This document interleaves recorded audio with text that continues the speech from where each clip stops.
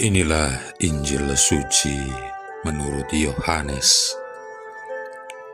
Dalam amanat perpisahannya, Yesus berkata kepada murid-muridnya, "Jikalau dunia membenci kamu, ingatlah bahwa ia telah lebih dahulu membenci aku.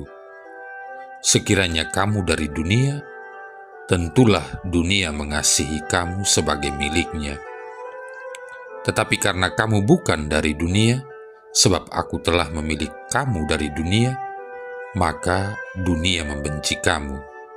Ingatlah apa yang telah kukatakan kepadamu, seorang hamba tidaklah lebih tinggi daripada tuannya. Jikalau mereka telah menganiaya aku, mereka juga akan menganiaya kamu. Jikalau mereka telah menuruti firman-Ku, mereka juga akan menuruti perkataanmu. Tetapi semuanya itu akan mereka lakukan terhadap kamu karena namaku, sebab mereka tidak mengenal Dia yang telah mengutus aku." Demikianlah sabda Tuhan. Saudara-saudari yang terkasih, Yesus mengajar para murid-Nya bahwa kesatuan dengan dirinya merupakan sesuatu yang esensial bagi pertumbuhan dan kemampuan mereka untuk berbuah. Demikian pula kesatuan dengan dirinya itu akan mendatangkan penderitaan sengsara bagi mereka. Yesus sedang mempersiapkan para murid-Nya untuk saat di mana Dia tidak lagi bersama mereka, dan mereka akan menjadi saksi-saksinya. Sebagaimana dunia membenci dirinya, maka dunia pun akan membenci para saksi Kristus. Ada dua penggunaan kata dunia dalam Injil Yohanes.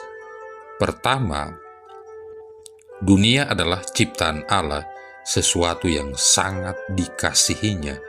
Yohanes bab 3 ayat 16-17. Dunia ini adalah karya tangan Allah. Yohanes bab 1 ayat 2-4, yang dimaksud untuk memanifestasikan kebaikannya. Oleh, lewat, dan karena dosa kita manusia telah merusak keharmonisan kita dengan Allah dan antara manusia satu sama lain. Sebagai konsekuensinya, kita telah memperkenankan dosa untuk mendistorsi dunia baik yang telah diciptakan oleh Allah. Disinilah muncul penggunaan kedua dari kata dunia. Karena dosa manusia, struktur-struktur sosial dan sikap-sikap sosial telah berkembang sedemikian rupa sehingga tidak jarang bertentangan dan atau menyimpang dari tujuan-tujuan atau rencana Allah sendiri. Dunia inilah yang membenci Yesus dan para murid-Nya atau para saksinya. Saudara-saudari yang terkasih, sebagai seorang murid Yesus, bagaimana kita, Anda dan saya, menyikapi kebencian yang datang dari dunia? Apakah Anda pernah mengalami sikap dan perilaku bermusuhan yang datang dari orang-orang di sekitar, dari rekan-rekan kerja, atau bahkan dari anggota-anggota keluarga kita sendiri? Apakah di daerah di mana Anda tinggal, Anda mengalami pengejaran dan penganiayaan karena iman kepercayaan Kristiani Anda? Apakah Anda merasa bahwa media sosial, media massa telah mengolok-olok iman kepercayaan Kristiani Anda? Ada juga hal-hal dalam tanda kutip lebih halus yang menyusup ke dalam kehidupan kita, terutama yang tinggal di kota-kota besar, dan hal itu tidak kalah jahatnya dengan pengejaran dan penganiayaan karena iman yang kelihatan nyata. Misalnya hedonisme, konsumerisme, individualisme dan sekularisme yang dapat menggerus atau mengakibatkan erosi kepercayaan kita kepada Allah. Jika kita hidup dalam sebuah masyarakat yang hanya menyibukkan diri pada kehidupan sekarang, maka sangat menggodalah bagi kita untuk kehilangan pengharapan dan damai sejahtera. Saudara-saudari yang terkasih, bila mana kita berjumpa dengan orang-orang yang membenci iman kepercayaan Kristiani kita, maka kita harus memeriksa hati kita sendiri.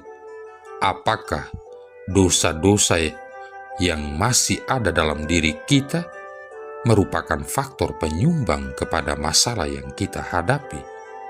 Dan kita pun harus bertobat apabila diperlukan. Kemudian, dengan penyerahan diri sepenuhnya kepada Allah, kita dapat melanjutkan karya guna ikut serta dalam memajukan kerajaannya dengan tetap menghidupkan impian bahwa dunia dapat kembali seperti yang direncanakan oleh Allah sendiri. Yesus adalah terang kita dalam kegelapan sebuah dunia yang kelihatan buta terhadap tujuan-tujuan atau rencana Allah. Ia hadir bersama kita setiap hari selagi kita berdoa dan bekerja. Baiklah kita berpegang erat-erat kepadanya.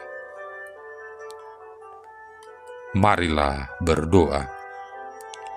Allah Bapa sumber kedamaian, berkenanlah datang membebaskan kami dengan sabda-Mu, dan bangunlah baru dunia ini, agar kami dapat menikmati kedamaian sejati.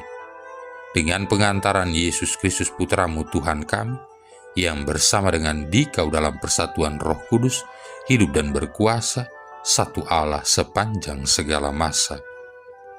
Tuhan memberkati kita sekalian, Bapa, Putra, dan Roh Kudus.